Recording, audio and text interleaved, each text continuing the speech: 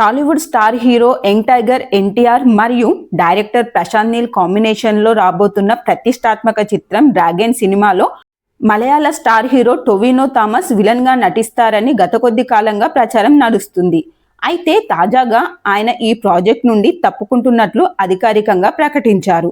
తన తాజా చిత్రం పల్లి చట్టంబి ప్రమోషన్స్ కోసం హైదరాబాద్ వచ్చిన టొవినో మీడియాతో మాట్లాడుతూ ఈ సంచలన విషయాన్ని ప్రకటించారు. తెలుగు సినిమాల్లో నటించాలని నాకు ఎప్పటి నుంచో ఉంది, కానీ మలయాళ సినిమా పనితీరుకు టాలీవుడ్ కల్చర్కు చాలా తేడా ఉంటుంది. మేము చాలా తక్కువ టైంలో షూటింగ్ పూర్తి చేస్తాం, కానీ తెలుగులో పెద్ద సినిమాల షెడ్యూల్స్ చాలా ఎక్కువ కాలం సాగుతాయి. నేను ఒకేసారి 2-3 సినిమాల్లో నటించలేను.